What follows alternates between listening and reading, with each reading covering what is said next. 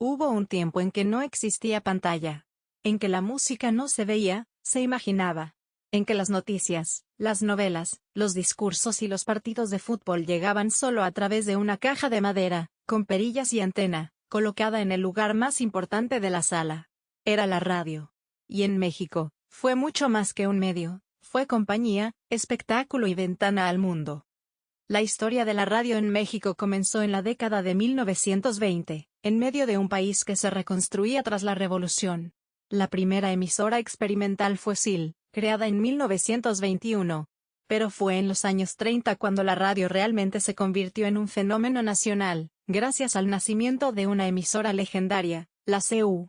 Fundada en 1930, con sede en la Ciudad de México, su lema "La voz de la América Latina desde México" no era exageración. Desde ahí, se creó un modelo de entretenimiento radiofónico que se exportaría a todo el continente. La CEU reunió a los más grandes talentos de la época, locutores de voz impecable, escritores, músicos, comediantes, actores. En un país donde millones no sabían leer ni tenían acceso al cine, la radio fue la escuela, el teatro, el noticiero, el estadio y la sala de conciertos. Y lo más impresionante, todo en tiempo real. Lo que sonaba, pasaba. Y lo que pasaba, se sentía cercano. Con el auge de la SEC, la SEB, la CO y tantas otras, el cuadrante radiofónico se llenó de voces familiares. Las radionovelas paralizaban ciudades enteras, los programas de comedia eran parte del almuerzo, y los boletines informativos marcaban el ritmo del día. La radio no solo contaba lo que pasaba, construía identidad. Desde la música ranchera hasta los boleros, desde el box hasta las campañas educativas del gobierno, la radio unía a México como ningún otro medio. Pero más allá del contenido, estaba la magia del sonido. Escuchar sin ver desarrolló la imaginación de generaciones enteras. Las personas conocían a sus artistas por la voz, no por la cara. Y esa voz se volvía parte de la familia, parte del hogar. En los próximos bloques veremos cómo este medio sobrevivió al surgimiento de la televisión, cómo se transformó con el tiempo, y cómo, contra todos los pronósticos, sigue vivo en una era de pantallas. Pero con otro nombre, otro formato y la misma esencia, la de acompañar. Durante buena parte del siglo XX, la radio fue el corazón sonoro de México. No había rincón del país donde no se escuchara una voz que narrara lo que ocurría en la capital, una canción que cruzara fronteras, o una radionovela que hiciera llorar a familias enteras. En zonas donde la televisión tardó en llegar, o nunca lo hizo, la radio fue el único vínculo con el resto del país. Y ese vínculo no era frío ni distante. Era cálido, directo y profundamente humano. La radio fue educación antes de que existieran las telesecundarias. A través de programas como La Hora Nacional, fundada en 1937 y aún vigente, el gobierno impulsó contenidos educativos, cívicos, culturales y de salud. Durante décadas, niños y adultos aprendieron sobre geografía, historia, derechos humanos y prevención médica escuchando la radio desde su casa o su escuela. También fue la banda sonora de las luchas políticas y sociales. Desde los años 40, muchas estaciones, públicas, sindicales o rurales, dieron espacio a voces críticas o a mensajes comunitarios. En épocas de crisis, la radio fue la fuente más confiable. Durante los sismos, los apagones, las elecciones o las pandemias, cuando todo falla, la radio resiste. Basta un transistor, una pila y una señal para que la información fluya. Y eso, incluso hoy, sigue siendo una garantía que pocos medios pueden ofrecer. En el terreno del entretenimiento, la radio moldeó los gustos musicales del país. Programas como El Club del Hogar, La Hora Azul o El Fonógrafo definieron el canon popular. En un México que comenzaba a migrar del campo a la ciudad, la radio era un puente emocional entre mundos. Las canciones hablaban del amor, del desamor, del terruño. Los locutores no eran solo voces, eran confidentes. Y las radionovelas, con sus efectos de sonido y guiones apasionados, generaban una conexión íntima y colectiva. Lo más impresionante es que todo ocurría en vivo. No había edición, ni filtros, ni segundas tomas. Lo que salía al aire era lo que había. Y esa urgencia construyó una ética de oficio, locutores que hablaban con precisión, redactores que escribían con ritmo, técnicos que hacían magia con cables. La radio era un arte. Y también un oficio. Pero el tiempo no se detuvo. Llegó la televisión, luego el Internet, y más tarde el streaming. Y muchos pensaron que la radio moriría. No fue así. Se transformó, se adaptó, cambió de formato, pero no de esencia.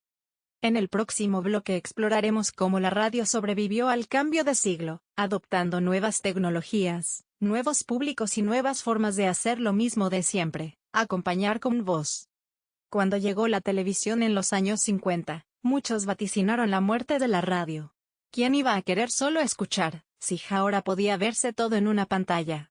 Pero la radio no solo sobrevivió, se reconfiguró.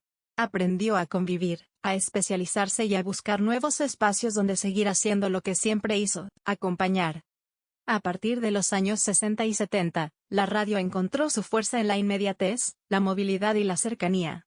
Mientras la televisión reinaba en la sala, la radio conquistó los automóviles, los talleres, las cocinas, los mercados. La voz seguía ahí, en el fondo del día, narrando la vida real. Con la llegada del FM, la calidad del sonido mejoró y aparecieron estaciones musicales más definidas: pop, rock, tropical, balada. La radio se volvió más segmentada y más personal. En los años 90 y 2000, los cambios tecnológicos aceleraron la transformación, llegó el Internet, aparecieron los reproductores digitales y los hábitos de escucha cambiaron. Pero lejos de desaparecer, la radio se volvió digital. Las emisoras comenzaron a transmitir en línea, surgieron plataformas para escuchar en vivo desde cualquier parte del mundo, y poco a poco, el concepto de radio dejó de estar ligado a una antena y pasó a estar ligado a una idea, la de escuchar por elección. Y entonces llegó el podcast. Lo que al principio fue un fenómeno de nicho, se convirtió en uno de los grandes movimientos culturales del nuevo siglo. En lugar de horarios fijos, ahora el contenido se escucha cuando el usuario quiere. En lugar de programación cerrada, hay miles de temas, estilos y duraciones. Pero en el fondo, el formato es el mismo, una voz que te habla al oído. Informar, entretener, narrar, reflexionar. El alma de la radio. Reempaquetada. En México, la radio tradicional y el contenido digital coexisten. Estaciones como Radio UNAM, Reactor, W Radio, Ibero 90.9 y muchas otras transmiten en FM y al mismo tiempo por streaming. Algunos programas se convierten en podcast. Otros solo existen en digital. El locutor de antes ahora es también creador de contenido. La consola se combina con la laptop. Y el oyente ya no está atado al cuadrante, sino a sus intereses. Lo más notable es que la esencia no ha cambiado. La radio, en cualquiera de sus formas, sigue siendo una experiencia íntima. Una conversación sin interrupciones visuales. Un puente que conecta historias, ideas y emociones a través de un solo recurso, la voz. Hay algo en la radio que ninguna pantalla ha logrado reemplazar.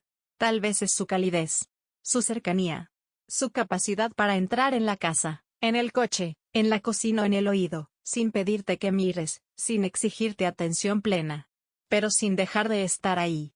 La radio tiene algo que el video no, es una compañía silenciosa, constante, leal.